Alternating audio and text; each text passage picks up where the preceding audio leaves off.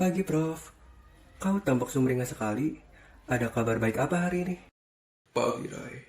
Mari duduk. Kebetulan sekali kau datang.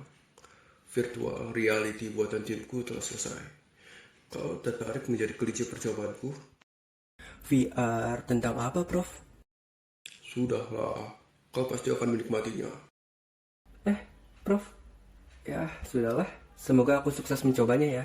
Ini, pakai dan ikuti instruksi dari AI-nya ya. Baik, Prof. Selamat datang di Special Journey. Sebelum kita memulai petualangan, ikuti instruksi yang akan aku sampaikan. Petualangan ini divisualkan secara dua dimensi. Arah pergerakan mengikuti mata angin. Atas menuju utara, bawah ke selatan, kiri ke barat, dan kanan ke timur. Pilih lokasi yang ingin kamu jelajahi. Tekan Enter untuk memulai perjalanan.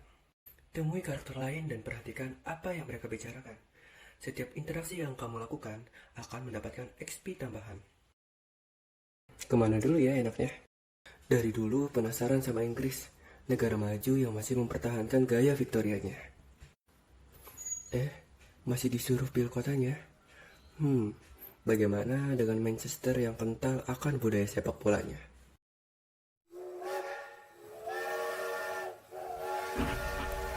Kok masuk ke masa lalu sih?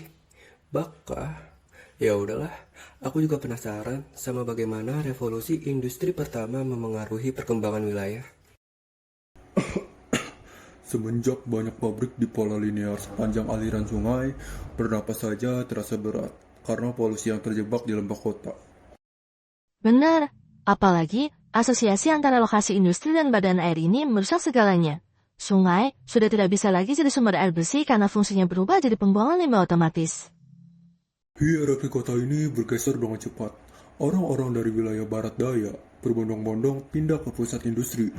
Karena menjadi buruh pabrik dianggap lebih menjanjikan daripada menjadi petani. Ya, mau bagaimana lagi? Sirkulasi spasial ekonomi kita bergantung pada cerobong-cerobong itu.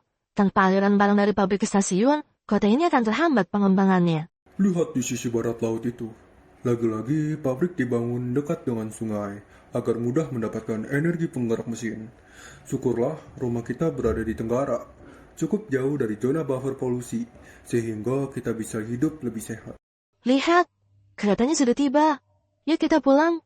Aku tidak nyaman berada di pusat kota ini lama-lama. Selamat, kamu menemukan Easter egg di lokasi ini. Perhatikan peta sebaran sumber daya berikut. Titik-titik gelap yang menumpuk di Inggris bagian utara dan tengah itu adalah batu bara. Sumber energi utama pada era ini. Pabrik dan jalur rel tumbuh mengikuti pola sebarannya. Mesin uap membutuhkan pasokan batu bara yang stabil, sehingga industri tekstil terkonsentrasi di dekat tambang. Bandingkan wilayah yang dekat dengan sumber batu bara dengan yang jauh darinya. Mana yang berkembang lebih cepat? Ketika tenaga manusia digantikan mesin uap, produksi tekstil melonjak hingga 5 kali lipat. Peta kepadatan industri pun berubah semakin dekat ke sumber energi dan jalur distribusi. Warnanya semakin pekat. Inilah bukti bahwa lokasi sumber daya tidak hanya menentukan apa yang diproduksi, tetapi juga di mana industri tumbuh dan bagaimana wilayah saling terhubung. Jadi bukan sekadar teknologi yang mengubah dunia, tapi letak sumber daya juga menentukan di mana industri untuk tumbuh. Industri menentukan kemana manusia bergerak, dan pergerakan manusia yang mengubah wajah kota.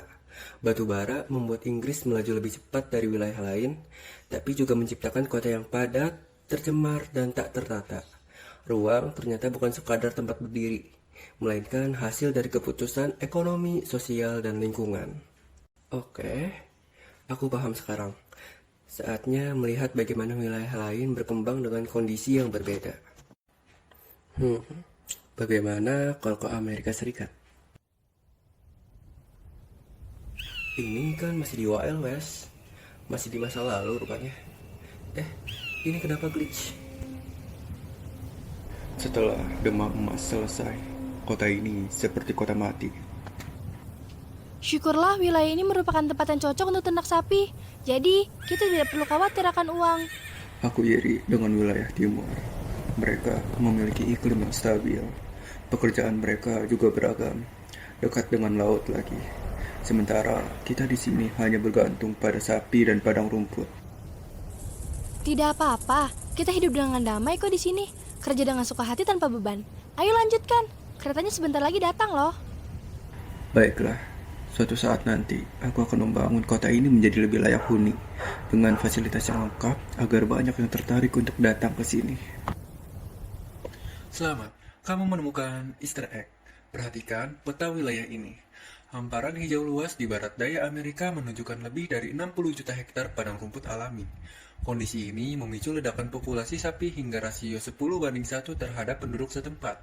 Sekarang, bandingkan dua titik ini di peta Texas dan pusat industri di timur laut. Di Texas, harga sapi hanya sekitar $4 per ekor. Namun, semakin jauh ke arah timur laut, nilainya melonjak hingga $40 per ekor. Perbedaan harga yang ekstrim ini menciptakan tarikan spasial. Wilayah industri membutuhkan pasokan protein, sementara barat daya memiliki surplus sumber daya. Untuk menjembatani jarak ribuan kilometer ini, dibangunlah rel transkontinental dan kereta pendingin sejak 1865. Jalur ini mengubah ruang dan sumber daya tidak lagi terjebak di satu wilayah, tetapi mengalir mengikuti jaringan konektivitas simpul transportasi menuju pusat industri. Wow, berarti rel ini beneran alat optimasi spasial untuk menyatukan karakter wilayah yang kontras. Kalau aku cek di bar scale map VR ini, jarak Texas ke New York itu 2.500 km, tapi di peta hanya 5 cm. Artinya rel ini beneran ngelakuin space-time compression. Wilayah timur laut yang terang berkat industri sekarang dapat asupan protein stabil.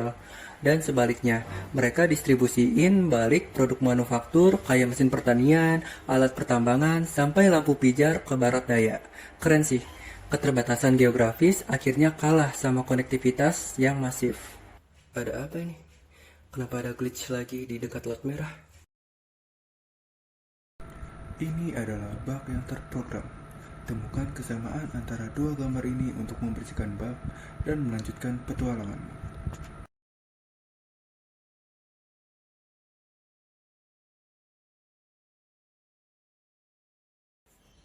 Baiklah, bug sudah diselesaikan. Tinggal Indonesia dan Jepang. Indonesia nanti aja deh. Sekarang bagaimana ya Jepang mengembangkan wilayahnya meski sumber dayanya terbatas?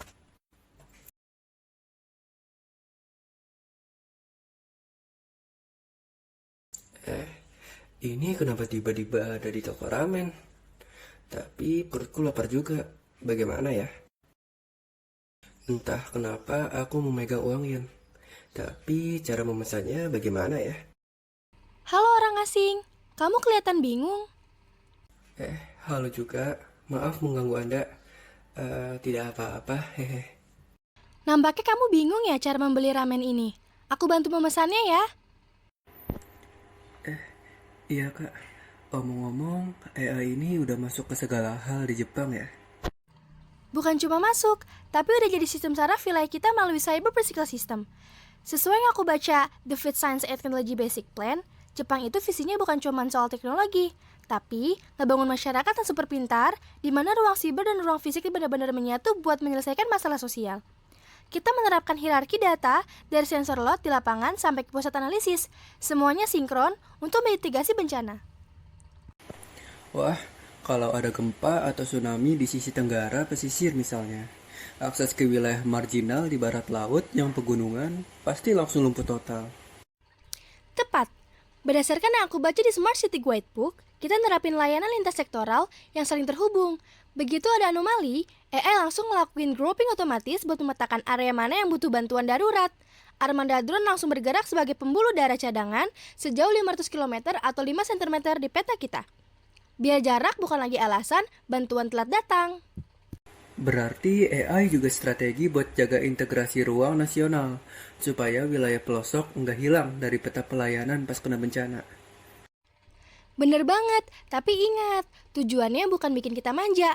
AI ini alat buat ngebentuk resiliensi spasial. Dia memetakan koordinat kerusakan, mirip saraf yang lapor ke otak, lalu menentukan hierarki prioritas bantuan secara data-driven. Jadi, kita nggak cuma nebak-nebak lagi daerah mana yang paling butuh pertolongan. Baterai di bawah 20%, petualangan dihentikan.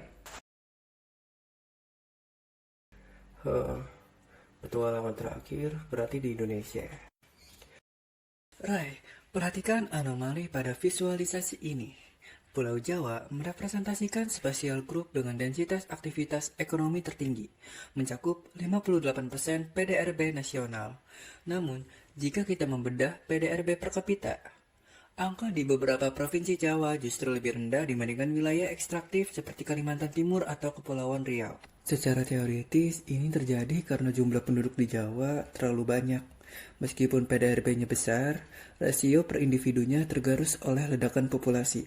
Ini kontras dengan wilayah luar Jawa yang memiliki PDRB yang moderat, namun populasinya rendah.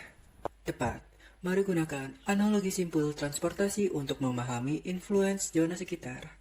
Stasiun Sudirman memiliki urgensi spasial yang tinggi karena berada di sentral bisnis distrik yang aktivitas ekonominya tersier dan quaternary, sehingga arus modal dan manusia selalu berada di puncak.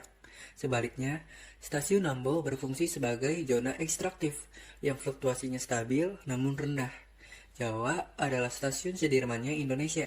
Ia menjadi pusat aktivitas dari kegiatan bisnis dan jasa yang menarik migrasi secara besar-besaran. Ini bukan sekadar masalah infrastruktur, melainkan kegagalan dari integrasi ruang.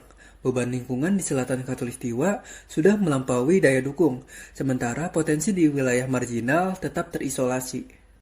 Jadi, bagaimana petualangannya? Sangat seru, Prof. Saya mendapatkan pandangan baru tentang spasial lintas tempat dan waktu. Cuma, sayang masih ada sedikit bug serta glitch, dan baterainya tidak sanggup untuk menyelesaikan petualangan sampai akhir. Atau mungkin saya yang kelamaan sih, hehe. Terima kasih atas masukannya, Rai. Aku akan mengoptimalkan kembali dan memperbanyak fitur ini di kemudian hari. Kau boleh mencobanya kapan saja, Rai. Dengan senang hati, Prof. Saya pulang dulu ya, karena sudah malam.